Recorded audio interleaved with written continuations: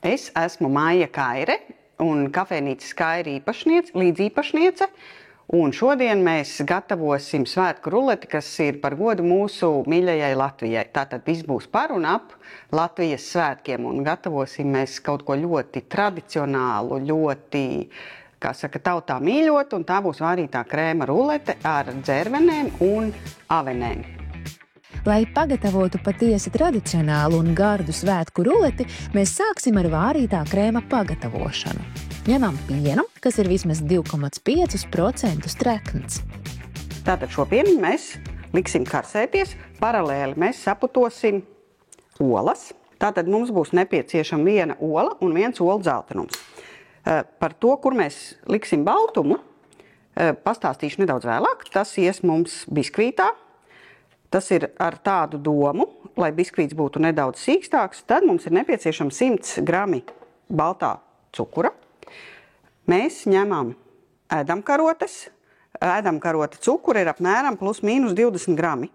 Tādu bez kaudzes. Tātad mums vajag 5 ēdamkarotes cukura. Precīzi. Tagad masu saputo, līdz tā pārvēršas gaisīgās putās. Tad pievienojam 80 gramus kviešu miltu un 15 gramus kartupeļu cietas. Turpinām putot. Tagad mēs esam ieguvuši šādu skaistu masu, un mēs šo masu liksim iekšā mūsu karstajā pienā. Un tad gan būs ļoti svarīgs moments, būs ārkārtīgi intensīvi jāmaisa, lai neveidojās pienā miltu kunkulīšu. Karsto pienu lēnām lejam iekšā mikserī. Tad sajaukto masu liekam atpakaļ katliņā un ļaujam vārīties, līdz tas sabiezē. Pēc tam krēmu liekam bļodā, pārklājam ar pārtikas plēvi un noliekam augstumā atdzesēties. Esam tikuši līdz biskvītam. Tagad mums būs nepieciešamas 4 olas. Un tas viens baltums, kuru mēs gatavojot kremiņu atstājām, mēs uzreiz viņu liekam iekšā trauciņā. Un tad mums ir nepieciešams 4 olas. Tā. Olas šajā gadījumā, es gribētu teikt, ja ir pacietība, tad jūs varat putot kopā olas baltums ar dzeltenumiem. Man arī ir pacietība, bet šodien mēs putosim atsevišķi. Saputosim olu baltumus, un pēc tam saputosim olu dzeltenumus, un pēc tam to visu saliksim kopā. Ko iesaku uzreiz nedarīt? Nebērt dzeltenumiem, kas ir mums atsevišķā bļodiņā cukuru virsū, jo ola saies tādos neizmaisāmos gabaliņos.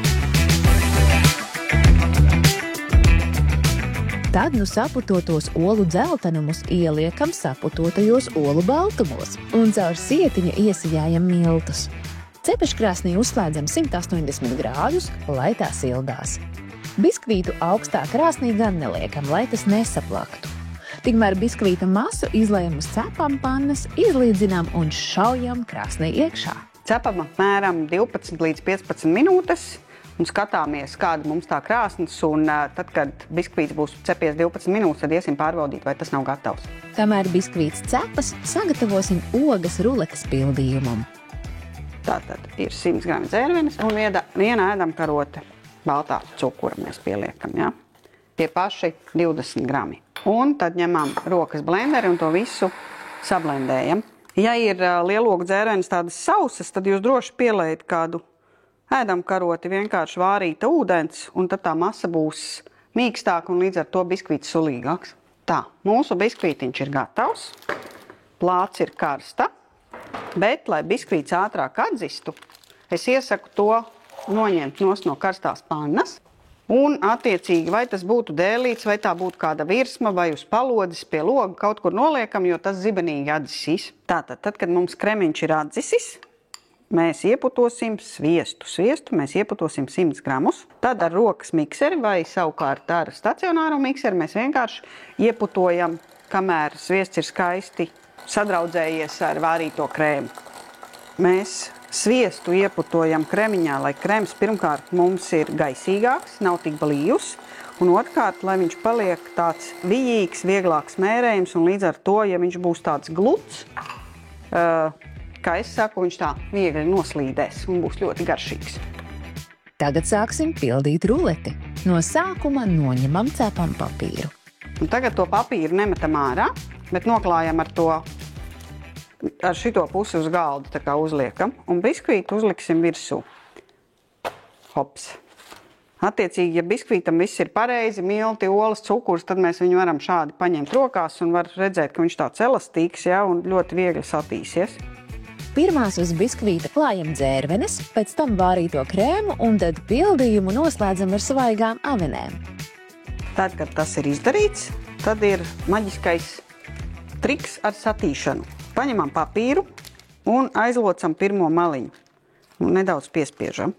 Tagad jau ir tāds rullītis. Un turpinam ar papīru. Nevis ar rokām, bet ar papīru. Aizlocam vēl vienreiz. Nedaudz piespiežam. Aizlocam vēl vienreiz. Nedaudz piespiežam. Un tad pēdējo reizi. Un mums ir burvīga rote.